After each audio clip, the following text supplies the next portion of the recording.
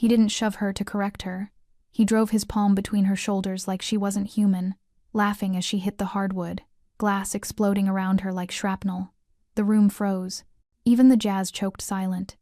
Because 20 feet away, a man with rolled sleeves, chest tattoo peeking from his collar, and eyes carved from discipline rose from his booth, slow, calm, already deciding how painful this lesson would be. And the manager? He has 3 seconds left before he realizes he didn't just bully a waitress. He touched someone who belongs to the one man in this city nobody survives crossing. So what happens first, the apology, the screams, or the silence? If you're hooked in and want to enjoy this story, go ahead and subscribe, and drop a comment letting me know where you're watching from. It's always amazing to see where everyone's watching. Plus, tomorrow I've got another incredible story lined up, and you definitely don't want to miss it. Alright, back to the story. Thomas Green shoved Sofia Delgado hard between the shoulder blades, sending her crashing onto the hardwood floor of the Brass Lantern bar. The tray flew from her hands, glasses shattering like fireworks across the amber-lit floor, whiskey and gin, mixing with shards of crystal.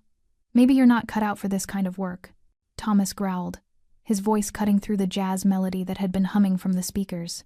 40 patrons sat frozen, forks hovering over steaks, wine glasses paused mid-sip, all eyes locked on the scene unfolding before them. Sofia slowly pushed herself up onto her hands and knees, her dark hair falling across her face, not saying a word, not crying, not pleading. But in the next 5 minutes, Thomas Green would realize he had just committed the gravest mistake of his life. Because the woman he had just knocked down wasn't just another desperate waitress trying to make rent. She was under the personal protection of the one man in this entire city you never, ever crossed, Paul Ricca. And he was sitting 20 feet away, watching everything. The evening had started like any other at the Brass Lantern. Warm lighting glowed from vintage Edison bulbs, casting everything in shades of gold and amber. The dinner rush was in full swing, businessmen loosening ties over bourbon, couples sharing dessert, regulars claiming their usual corner tables. Sofia had been moving through it all with that careful precision she'd developed over her first 2 weeks, balancing trays, memorizing orders, trying desperately to remain invisible. She'd been carrying a full tray of top-shelf liquor to table 7 when her foot caught on the uneven floorboard near the bar. It was a slight stumble, barely noticeable. She'd recovered immediately, steadying the tray with practiced balance. But Thomas had seen it. His cold eyes had tracked the movement, and something in him had ignited. Not concern, not the instinct to help, pure, calculated cruelty. He'd crossed the floor in 4 long strides, his jaw clenched with that familiar rage the staff had learned to fear.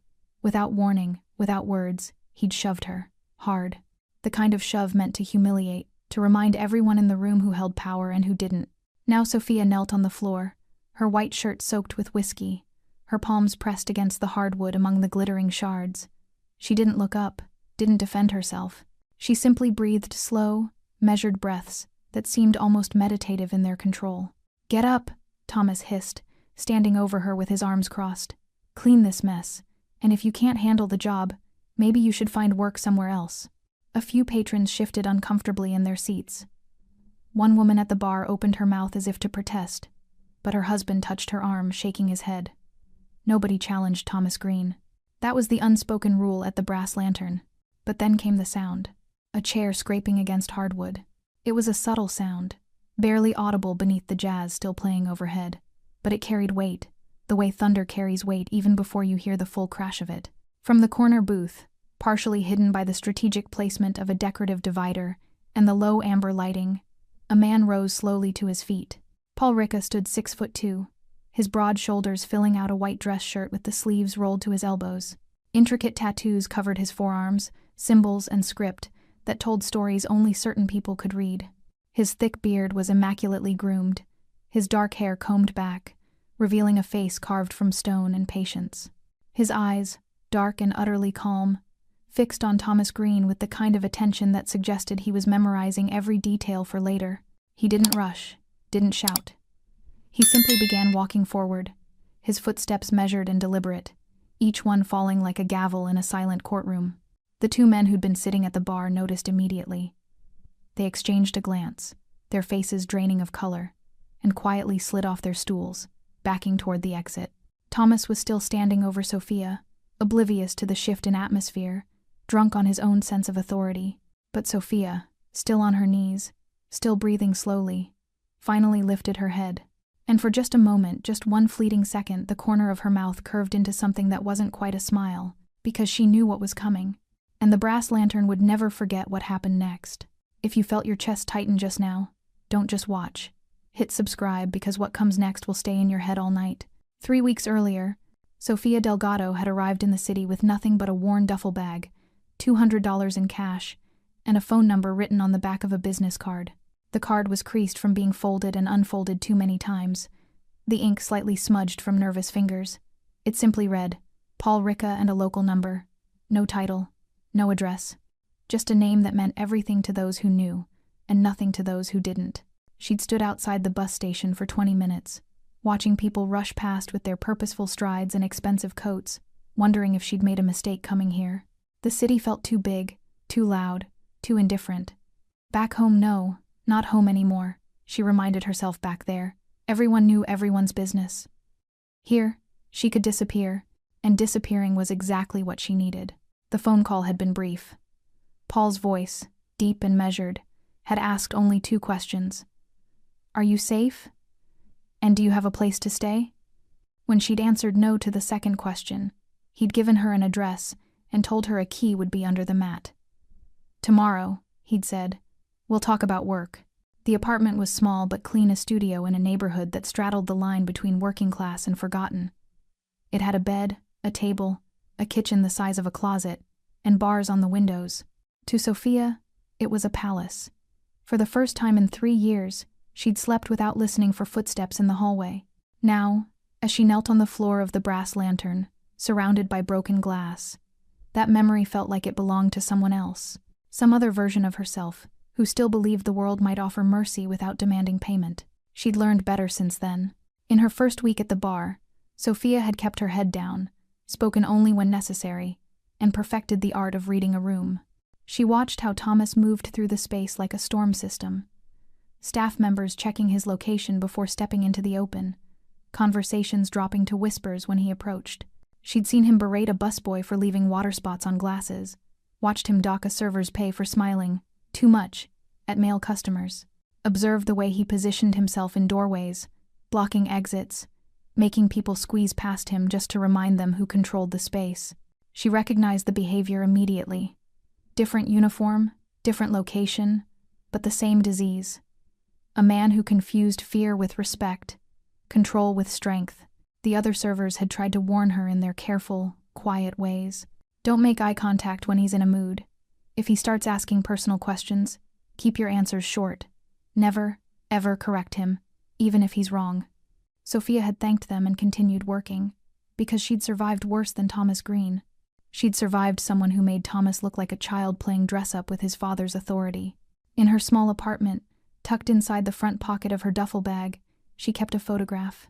It was the only personal item she'd brought with her, a picture of 2 people she'd left behind to keep them safe. A woman with kind eyes and a child with a gap-toothed smile. No names written on the back, no date, just faces she saw every time she closed her eyes. She'd made a promise to them. I'll build something better. I'll become someone who can protect instead of hide. I'll survive long enough to bring you here. Every shift at the brass lantern was a step toward that promise. Every dollar saved brought them closer. Every moment of Thomas's abuse she endured in silence was a choice, not weakness, but strategy. What Thomas mistook for submission was actually patience. What he read as fear was actually calculation. And what he'd never understand, what his small, cruel mind couldn't possibly comprehend, was that some people don't need to fight back immediately because they know something he doesn't. Protection doesn't announce itself. It doesn't negotiate. It simply arrives when the moment demands it. As Paul Ricca's footsteps grew closer, as the jazz music seemed to fade into the background, as the entire bar held its collective breath, Sofia remained perfectly still, not because she was broken, but because she was finally, completely safe. And Thomas Green was about to learn the difference. If you're watching this and still haven't subscribed, ask yourself why. Do you really want to pretend you're just passing through? Everyone who cares about stories like this is part of this family. Don't be the outsider. Paul Ricca's reputation in the city wasn't built on volume. It was built on consistency. When he gave his word, it became law. When he made a promise, it was carved in stone. And when someone under his protection was threatened, The response wasn't loud or theatrical, it was absolute. People who understood power recognized that the quietest men in the room were often the most dangerous. Paul Ricca was the kind of quiet that made seasoned criminals check over their shoulders. He'd earned his position not through inheritance or luck, but through a combination of strategic brilliance and an unshakable code that even his enemies respected. In a world where loyalty was a commodity bought and sold by the hour, Paul treated it like a sacred oath. His people didn't follow him out of fear, they followed him because he'd proven, time and again, that he valued their lives more than his own comfort. The stories about him circulated through the city's underground like folklore. There was the time he'd walked into a rival's territory alone to retrieve a young man who'd gotten in over his head with gambling debts. No weapons, no backup, just Paul and his reputation. He'd walked out 30 minutes later with the kid, and the debt erased. No one ever explained exactly what was said in that room, but the rival operation dissolved within a month. There was the warehouse fire that had threatened to destroy a family-owned business, one that employed half the neighborhood. Paul had made a single phone call, and within hours, firefighters had resources they'd been requesting from the city for years. The family never knew who'd helped them. That was Paul's way. Power used quietly, influence applied precisely. But it was his code about protection that defined him most clearly. Anyone under my care is family, and no one touches family. It wasn't a threat. It was a fundamental law of his existence. 3 weeks ago, he'd received a call from an old friend, a woman named Elena, who ran a shelter 2 states away. "I have someone who needs to disappear for a while," Elena had said, her voice tight with concern. "She's been through hell, Paul. She needs time to rebuild without looking over her shoulder every 5 minutes. Paul hadn't asked for details. He'd learned long ago that sometimes the specifics didn't matter, only the need did. "Send her here," he'd said simply. "I'll make sure she's taken care of." When Sophia had arrived, he'd seen immediately what Elena meant. The way Sophia held herself, shoulders slightly hunched as if expecting a blow, eyes that tracked every movement in her peripheral vision, the careful control of someone who'd learned that survival meant becoming invisible. He recognized it because he'd seen it before in others he'd helped rebuild their lives. He'd set her up with the apartment, made a call to Vincent, the owner of the Brass Lantern, an old friend who owed him more favors than either of them could count. "I need you to hire someone," Paul had said. "She's good people. Quiet, reliable. She needs steady work and no questions." Vincent had agreed immediately. "Thomas manages the floor most nights, but I'll make sure he knows she's not to be bothered." But Vincent had been out of town the last 2 weeks, and Thomas had been left in charge. Paul had planned to check in on Sophia tonight, just a quiet observation from a distance to make sure she was settling in. He'd chosen the corner booth specifically, positioned where he could see the entire floor without being immediately noticeable. He'd watched her work for 40 minutes, noting the efficiency of her movements, the professional distance she maintained with customers, the way she'd started to relax into the rhythm of the job. Then he'd seen Thomas watching her. And he'd recognized that look instantly, the predatory assessment of someone who'd identified their next target. Paul had set his whiskey down and waited, because he needed to see what Thomas would do. Needed to know if this was just a manager having a bad night or something worse. Needed to understand the full scope of the problem before deciding how to solve it. Then Thomas had shoved her. And in that single moment of violence, Thomas Green had crossed a line that could never be uncrossed. Paul rose from his seat, his jaw tight, his hands relaxed at his sides, the controlled calm of someone who'd made a decision and would not be swayed from it. Thomas had just touched family, and consequences were walking toward him in polished leather shoes. Thomas Green had been managing the Brass Lantern for 3 years, and in that time, he'd perfected a system. Control through intimidation, loyalty through fear, respect through domination. It was a philosophy he'd inherited from his father, a bitter man who'd run a construction company the same way, ruling over workers with an iron fist and a hair-trigger temper. Thomas had learned early that the world was divided into 2 types of people, those who took what they wanted, and those too weak to stop them. He'd built his entire identity around being the first type. The staff turnover at the Brass Lantern was legendary. In 3 years, Thomas had gone through 42 servers, 18 busboys, and 7 bartenders. Most quit within weeks. A few lasted months before the constant criticism and public humiliations broke them. Vincent, the owner, had mentioned the turnover once, but Thomas had smoothly deflected, blaming this generation's work ethic and people who can't handle real jobs. What Thomas never acknowledged, what he possibly couldn't see, was that his cruelty came from a deep, festering insecurity. He'd peaked in high school as a linebacker with college prospects, until a knee injury sophomore year had ended that dream.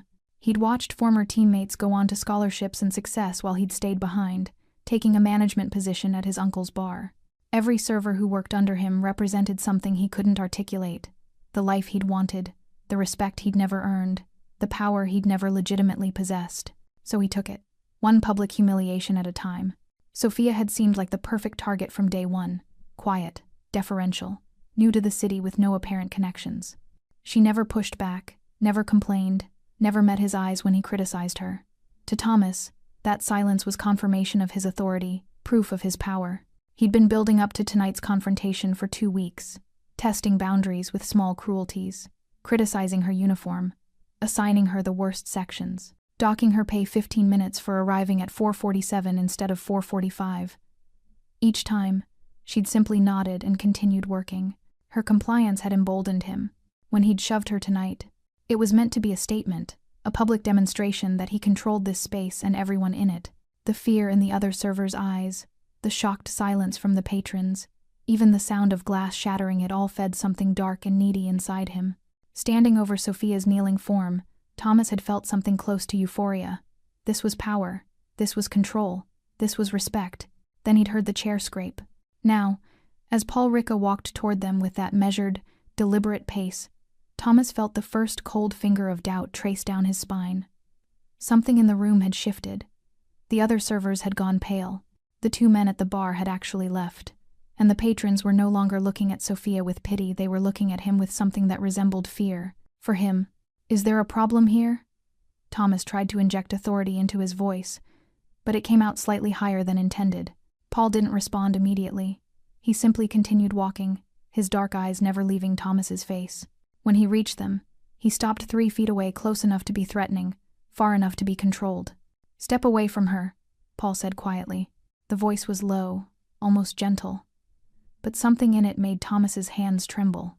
"I'm the manager here," Thomas said, but his conviction was cracking. "This is my floor. She works for me, and she doesn't work for you," Paul interrupted, his tone unchanged, still quiet, still calm, still absolutely terrifying. "She works at an establishment you temporarily manage. There's a difference." Thomas opened his mouth to argue, but Paul took 1 step closer. Just one. And Thomas's words died in his throat, because he finally saw what everyone else had already noticed. The tattoos on Paul's forearms weren't decorative. The way he stood wasn't casual. And the look in his eyes wasn't anger, it was calculation. The cold assessment of someone deciding exactly how much mercy to extend. "I'm going to ask you one more time," Paul said, his voice dropping even lower. "Step away from her." This time, Thomas's legs moved before his brain could process the command, and he suddenly understood. He hadn't been demonstrating power tonight. He'd been revealing exactly how powerless he'd always been. Thomas stepped back, his polished shoes crunching on broken glass, and Paul moved past him as if he'd ceased to exist. The manager might as well have been furniture, irrelevant, invisible, already forgotten. Paul knelt down beside Sophia, his movements careful and deliberate. "Let me see your hands," he said softly, his voice completely different now, warm, concerned, almost paternal. Sophia turned her palms up slowly. Small cuts decorated her skin where she'd caught herself on the shards, tiny beads of blood mixing with whiskey. Her white shirt was soaked through, sticking to her shoulders, and her dark hair had fallen loose from its ponytail. But her eyes were dry, calm, almost serene.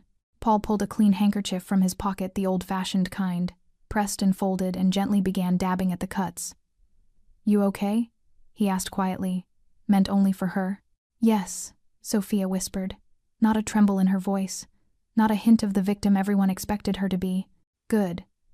Paul helped her to her feet with the kind of gentleness that seemed impossible from a man his size.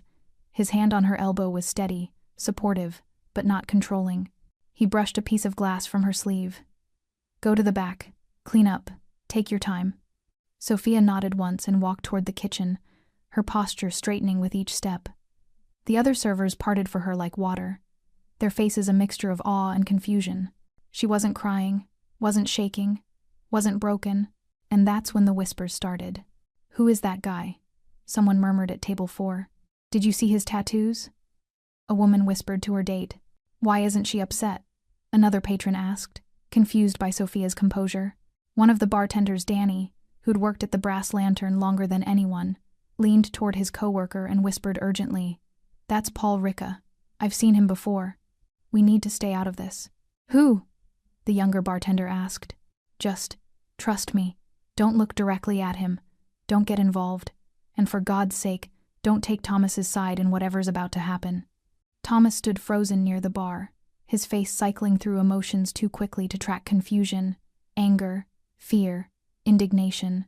He watched Paul brush glass from Sophia's sleeve with a tenderness that seemed to mock everything Thomas believed about power and control.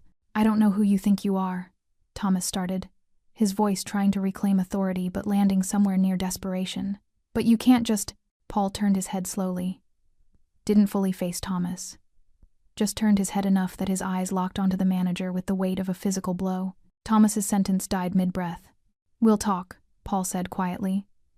"After I make sure she's taken care of. You'll wait." It wasn't a question. It wasn't a threat. It was simply a statement of what would happen next, delivered with the certainty of gravity or sunrise inevitable, unchangeable, absolute. Thomas wanted to argue, wanted to call security, assert his authority, reclaim control of his domain. But his body wouldn't cooperate. His feet stayed planted. His mouth stayed closed.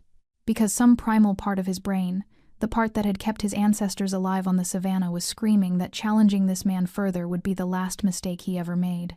Another server, Maria, who'd worked under Thomas's tyranny for 8 months, took the opportunity to approach Paul cautiously. "Sir, I can get the first aid kit, and maybe some clean clothes for Sophia?" Paul nodded once. "Thank you, that's kind." The simple courtesy, the respect in his tone when speaking to a server, landed like a revelation in the room. This man, who radiated danger like heat from a furnace, said please and thank you to staff, treated them like human beings worthy of basic decency, everything Thomas wasn't. Maria hurried off, and other servers began quietly cleaning up the glass, giving Paul and Thomas space but staying close enough to witness whatever happened next. Because they knew, all of them knew, that something fundamental had shifted in the Brass Lantern tonight. The balance of power had been exposed as an illusion, and the man who'd ruled through fear was standing in the ruins of his authority, finally understanding what everyone else had just learned. Sophia had never been alone. She'd never needed to defend herself. She'd only needed to endure long enough for protection to arrive. And protection had a name, a face, and absolutely no intention of leaving until accounts were settled. You think you know where this is going? Subscribe now if you're confident. 15 minutes had passed. Sophia had returned from the back room wearing a borrowed black polo shirt, her hands cleaned and bandaged with simple white gauze. Her hair was pulled back into a fresh ponytail, and though her eyes carried the weight of what had happened, her posture remained composed, unbroken. Paul had waited at the bar, nursing the same whiskey he'd been drinking all evening. He hadn't spoken to Thomas, hadn't even looked at him, but his presence filled the space like a storm system hovering just offshore. Everyone could feel the pressure building, could sense that the real confrontation hadn't happened yet. Thomas had retreated to his small office off the main floor, but he'd emerged now, his initial fear hardening into something more dangerous. Wounded pride. He'd had 15 minutes to convince himself that he'd overreacted, that this Paul, whoever he was, had simply gotten lucky catching him off guard. This was still his bar, still his floor, still his authority to exercise. The evening rush had resumed its rhythm cautiously, carefully, like people walking on ice they weren't sure would hold. Conversations restarted in hushed tones. Orders were placed, but everyone was watching, waiting for the second act. Sophia was clearing table 9 when it happened. She reached for a wine glass someone had left near the edge, her movements efficient and practiced.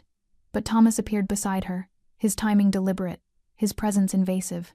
"Not like that," he said sharply, his voice carrying across the room. "You're leaving water spots. How many times do I have to explain basic service standards?" Sophia paused, her hand hovering over the glass. "I was just—" Thomas grabbed her wrist, not violently, not like the shove, but firmly, possessively, his fingers wrapping around her forearm with enough pressure to make his point. "I'm talking," he said, leaning closer.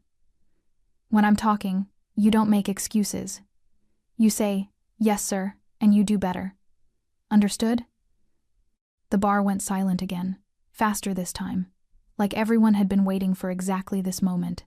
Sophia looked down at his hand on her wrist, then up at his face, Her expression was perfectly calm, not defiant, not frightened, just patient, like she was waiting for something inevitable to occur. "Please let go," she said softly. 2 simple words, delivered without heat or fear. Thomas's grip tightened instead. "When I'm ready. First, you're going to acknowledge that you understand." A hand settled on Thomas's shoulder, not grabbing, not squeezing, just resting there with the weight of absolute authority. "Take your hand off her." Paul's voice came from directly behind Thomas, so close the manager could feel breath on his neck. Thomas's entire body went rigid. He'd been so focused on Sophia, so consumed with reasserting his dominance, that he hadn't seen Paul approach, hadn't heard the footsteps, hadn't noticed the shift in the room's atmosphere until it was too late. "This is between me and my employee," Thomas said, but his voice cracked on the last word. "No," Paul said simply. "It's not." The hand on Thomas's shoulder didn't move, but somehow its presence became heavier, more insistent. A silent command that bypassed rational thought and spoke directly to survival instinct. Thomas released Sophia's wrist. She stepped back gracefully, rubbing her forearm where his fingers had been, her eyes meeting Paul's for just a moment. Something passed between them, not words, but understanding. Gratitude mixed with something else. The quiet acknowledgement between people who'd survived their own separate hells and recognized that survival in each other.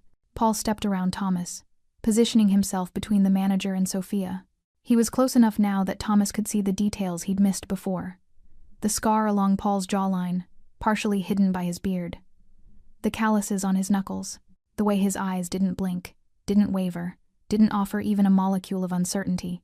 "You're going to walk away now," Paul said quietly. "You're going to go to your office, and you're going to wait there until I come talk to you. Are we clear?" Thomas wanted to refuse, wanted to call the police, wanted to do anything that would salvage what remained of his authority. But 40 pairs of eyes were watching him, and every single person in that room now understood what he'd been too blind to see. Power wasn't about who shouted loudest. It was about who others chose to follow when the shouting stopped. And nobody, absolutely nobody, was following Thomas Green anymore. Thomas walked to his office because his legs moved on autopilot, because 40 people watched him retreat, because staying meant facing something his mind couldn't process. The door clicked shut behind him, and he collapsed into his desk chair, his hands shaking so badly he had to clasp them together. Outside, the bar remained frozen in that terrible silence. Paul turned to Sophia, his expression softening immediately. "You sure you're okay?" She nodded, but her composure was finally beginning to crack, not from fear, but from the weight of holding everything together for so long. "I'm okay," she whispered. "Thank you." "You don't thank family," Paul said gently. He gestured toward the corner booth. "Sit. Take a minute. You've earned it." Sophia walked to the booth on legs that suddenly felt unsteady, sliding into the worn leather seat. Maria appeared instantly with a glass of water and a small plate of bread. "On the house," she whispered, squeezing Sophia's shoulder briefly before retreating. Paul stood in the center of the brass lantern, and for the first time, he addressed the room. His voice wasn't loud, but it carried to every corner, every table, every person holding their breath. "I apologize for the disruption to your evening," he said, with a politeness that somehow made him more intimidating, not less. "Please, continue your meals. Everything's going to be fine." It was the way he said fine that sent chills through the room, like he was making a promise and a threat simultaneously. Danny, the senior bartender, found his voice first. "Can I get you anything, sir? Another drink?" Paul glanced at his untouched whiskey, still sitting where he'd left it. "No, thank you. I'm good." Then he walked toward Thomas's office, his footsteps the only sound in the entire establishment. The jazz had stopped playing, someone had turned off the speakers. Even the kitchen had gone quiet, cooks and dishwashers finding excuses to peer through the service window. Paul didn't knock.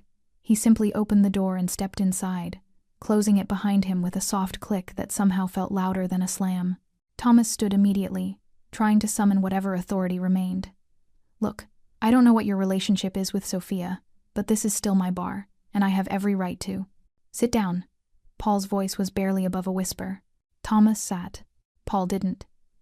He stood in front of the desk, hands relaxed at his sides, his presence filling the small office like water filling a locked room. "I'm going to explain something to you, Thomas, and I need you to listen very carefully, because I'm only going to say this once." Thomas's mouth opened, but no sound came out. Sophia came to this city because she was running from someone who hurt her, Paul continued, his tone conversational, almost gentle. Someone who made her feel small, powerless, afraid to exist. She came here because people I trust asked me to protect her, to give her a chance to rebuild her life without looking over her shoulder. He paused, letting the words settle. I gave her that apartment. I made calls to get her this job. I personally vouched for her safety. Do you understand what that means, Thomas? Thomas shook his head mutely. It means that when you put your hands on her, when you humiliated her, when you shoved her to the ground in front of a room full of people, you weren't just being cruel to a waitress. You were breaking a promise I made. You were violating something sacred. Paul's voice remained calm, but his eyes had gone cold, the kind of cold that exists at the bottom of the ocean, in places where light doesn't reach. In my world, Thomas, that's a debt, and debts always get paid. I didn't know, Thomas started, his voice breaking. Nobody told me she was. I mean, how was I supposed to?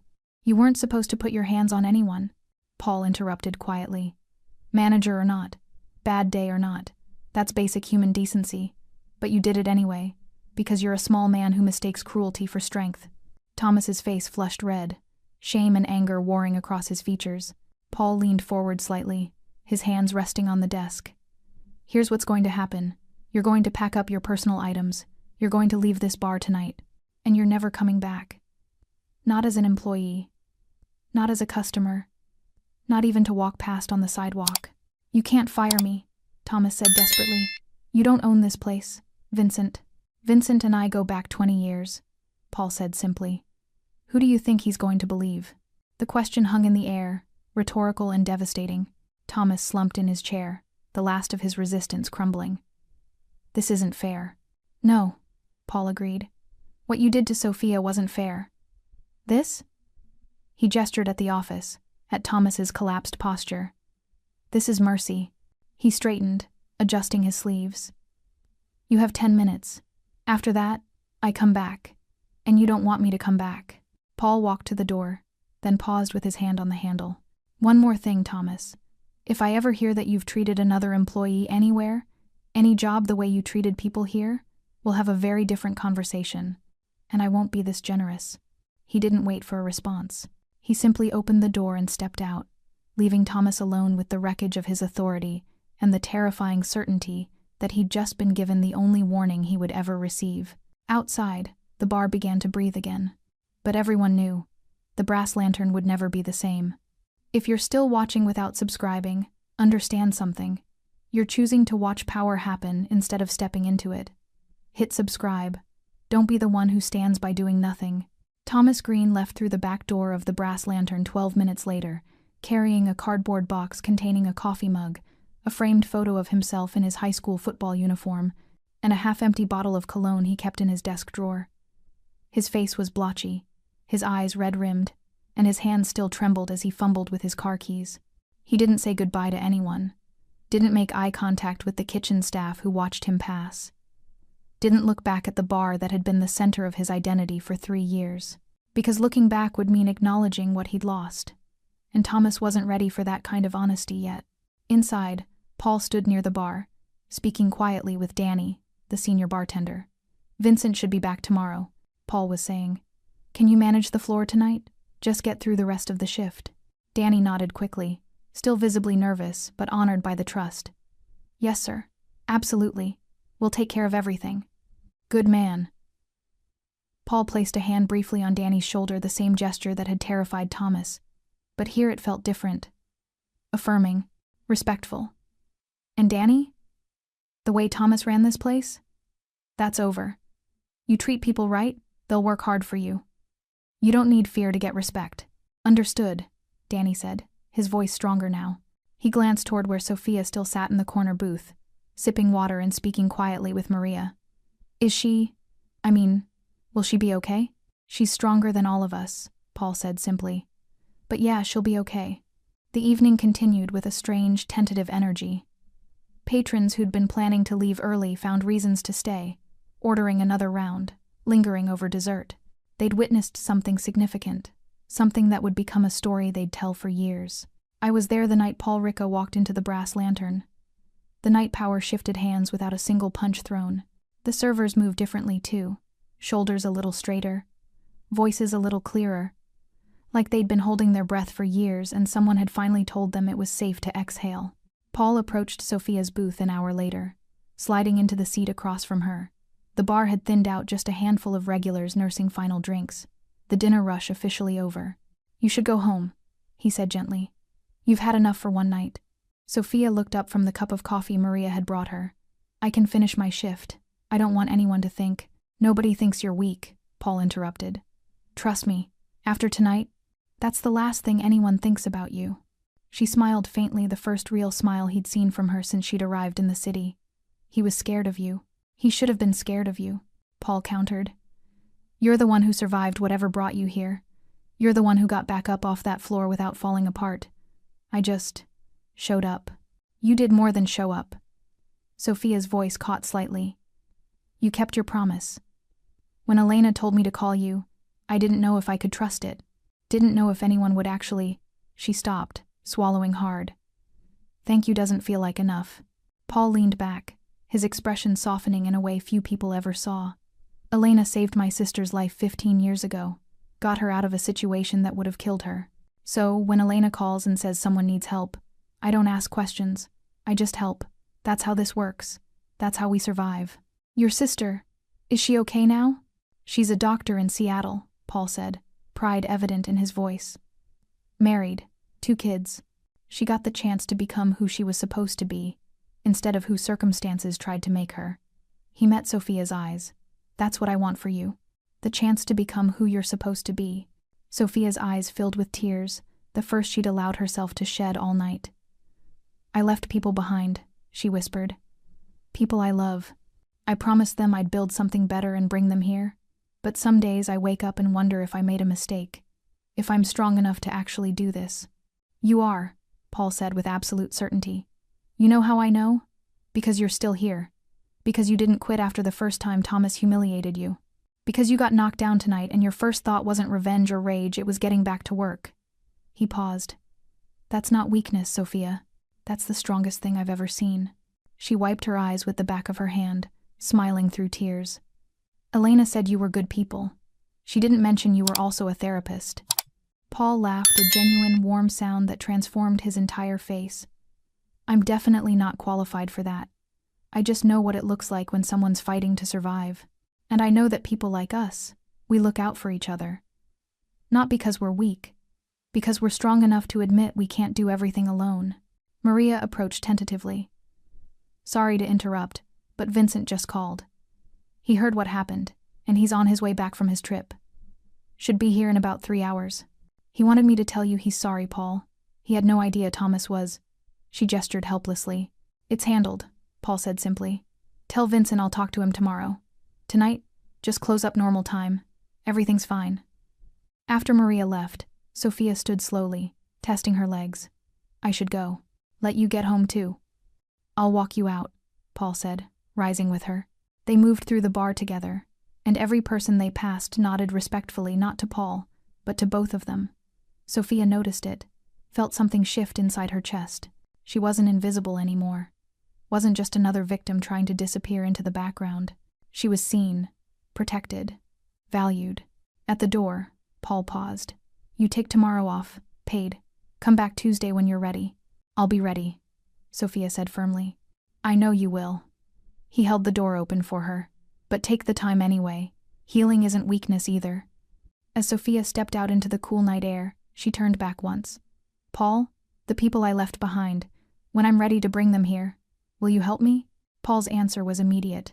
"Family takes care of family. When you're ready, we'll make it happen." Sophia nodded, something like hope blooming in her chest for the first time in months. She walked toward her car, her steps steadier than they'd been in years. Behind her, the brass lantern glowed warm in the darkness, no longer a place of fear, but a place where someone had finally stood up and said, "Enough." And that made all the difference. The next morning, Sophia woke to sunlight streaming through the barred windows of her studio apartment. For the first time since arriving in the city, she didn't jolt awake at the sound of footsteps in the hallway, didn't immediately check the locks on her door, didn't lie frozen under the covers, listening for danger. She made coffee in her tiny kitchen, the ritual slow and deliberate. As the water heated, She retrieved the photograph from her duffel bag, the one she kept hidden but looked at every morning and every night. The woman in the photo had Sophia's eyes. Her sister, Carmen, 7 years younger, holding a 5-year-old boy with a gap-toothed smile. Diego, her nephew, the 2 people she loved most in the world, still back in a town she could never return to, waiting for her to build something safe enough to bring them home. Sophia traced their faces with her fingertip, her throat tight with emotion. "Soon," she whispered to their frozen smiles. "I promise. Soon." Her phone buzzed. A text from an unknown number. "This is Paul. Elena gave me your number. How are you feeling today?" Sophia smiled, typing back. "Sore, but okay. Thank you for last night." The response came quickly. "Free this afternoon? Want to grab coffee? There are things we should talk about." 2 hours later, Sophia sat across from Paul at a quiet cafe, 6 blocks from her apartment.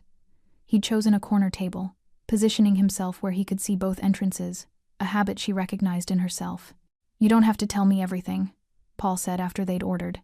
"But if we're going to keep you safe, I need to understand what we're keeping you safe from." Sophia wrapped her hands around her coffee cup, gathering courage. "His name was Victor Reyes. I was married to him for 3 years.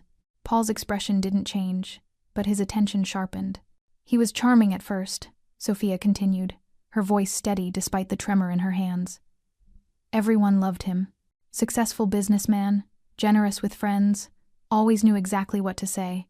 I thought I was lucky." She laughed bitterly. "Isn't that stupid? I actually thought I was lucky." "It's not stupid," Paul said quietly. "That's how people like him work. They're predators. They know how to hide what they are until you're too committed to leave easily." Sophia nodded, grateful he understood. "The first time he hit me," he cried after. "Said he was under stress, that it would never happen again. And I believed him because I wanted to believe him." She paused, staring into her coffee. "The second time, he didn't apologize. The third time, he told me it was my fault for making him angry." Paul's jaw tightened, but he remained silent, letting her speak at her own pace. "It got worse. He controlled everything where I went, who I talked to, what I wore. He isolated me from my family, told them I was too busy to visit, made me quit my job so I was financially dependent on him, and when I tried to leave..." Her voice cracked. "He said he'd hurt Carmen and Diego, said he had connections, that no matter where they went, he'd find them. And I believed him, because by then, I'd seen what he was capable of." "How did you get out?" Paul asked. "Elena," Sophia said simply. "She ran a women's shelter 2 towns over. I met her at a grocery store. She saw the bruise on my arm, saw the way I flinched when someone moved too quickly. She gave me her card, told me if I ever needed help, she'd be there. 3 months later, after Victor broke my rib, I called her. She took a shaky breath. Elena got me out in the middle of the night. Fake ID, bus ticket, cash. She said she knew someone who could help me disappear, give me time to get strong enough to bring Carmen and Diego somewhere safe. She gave me your number." Paul absorbed this quietly, his expression unreadable. Finally, he spoke. "Victor, is he looking for you?" "I don't know," Sophia admitted. "I've been careful. No social media, no contact with anyone from back home except Carmen, and only through a secure app Elena set up. But Victor, he doesn't let go of things he considers his, and he considered me his property. He won't find you here," Paul said with absolute certainty. "And even if he does, he'll have to go through me first. And trust me, Sophia, I'm a lot harder to intimidate than Thomas Green." Sophia felt tears prick her eyes again. "Why are you doing this? You don't even know me. Elena vouched for you." "That's enough." Paul leaned forward slightly. "But also, I know what it's like to watch someone you love get hurt and feel powerless to stop it. My sister, the one I told you about, she went through something similar. Different details, same nightmare. If I'd known how to help her sooner, I would have. So now, when I get the chance to help someone else's sister, someone else's family member, I don't hesitate." "Your sister is lucky to have you," Sophia said softly. "And Carmen and Diego are lucky to have you," Paul countered. "You left everything to protect them. You're working a job where you get treated like garbage just so you can save money to bring them here. You didn't break when Thomas shoved you because you've survived worse, and you know this is temporary. That's not luck, Sophia. That's love. That's strength." Sophia wiped her eyes, smiling through tears. I just want them safe. I want Diego to grow up without being afraid. I want Carmen to have chances I never had. How much do you need? Paul asked directly. To bring them here, get them set up. How much? Sophia blinked, surprised by the question. I don't know exactly. First and last month's rent on a bigger apartment, travel costs, maybe 5,000 or 6,000 total. I've saved almost 2,000 so far. Paul pulled out his phone, typed something quickly. Check your bank account in about 10 minutes. What? No. Paul, I can't. You're not taking charity, Paul interrupted firmly. You're accepting help from family. There's a difference. And before you argue, understand something. Money I have. Time, we can't get back. The sooner Carmen and Diego are here, the sooner you can stop looking over your shoulder. The sooner you can actually start living instead of just surviving. Sophia stared at him, overwhelmed. I'll pay you back. Every cent. I promise. If it makes you feel better, sure, Paul said with a slight smile. But I'm not worried about it. What I want is for you to call Carmen tonight and tell her to start packing, because family shouldn't be separated longer than necessary. For the first time since leaving Victor, Sophia felt something unlock in her chest, a knot of fear and shame she'd been carrying so long she'd forgotten it was there. Thank you, she whispered. I don't know how to thank you enough. Be happy, Paul said simply. Build the life you deserve. That's all the thanks I need. They sat in comfortable silence for a moment, drinking coffee, watching people pass by the cafe window. Finally, Sophia spoke again. What happened with Thomas last night? I wasn't scared because I knew you were there.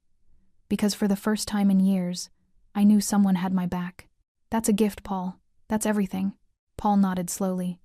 In my world, we have a saying, you don't touch family. Not because we're violent or looking for fights, but because everyone deserves to have someone who stands up when they can't stand up themselves. Everyone deserves to know they're not alone. I'm not alone anymore, Sophia said, testing the words, feeling their truth. No, Paul agreed. You're not. And in that moment, in a quiet cafe on an ordinary Tuesday afternoon, Sofia Delgado began to believe that maybe finally she could stop running and start living. 3 weeks later, the brass lantern had transformed into something unrecognizable from the place Thomas Green had ruled through fear. Vincent, the owner, had returned from his trip mortified by what had happened under his absent management. He'd sat down with every staff member individually, apologized, and implemented new policies. Mandatory management training, anonymous complaint systems, and a strict zero-tolerance policy for abuse of any kind. This is supposed to be a place where people want to work, he'd told the assembled staff, not a place they're afraid to show up to. Danny had been promoted to floor manager, and his approach was revolutionary in its simplicity. He treated people like human beings. He said please and thank you. He asked servers how their days were going. He covered shifts when people had emergencies. And somehow miraculously the staff worked harder, smiled more genuinely, and the entire atmosphere of the brass lantern shifted from tense to welcoming. Sophia had returned to work after her day off, and while she still moved with that careful precision, there was something different about her now. She laughed occasionally at Danny's terrible jokes. She helped train a new server with patient kindness. She no longer flinched when someone approached from behind. The regulars noticed. Something's different about this place, one businessman commented to his colleague over drinks. Can't quite put my finger on it.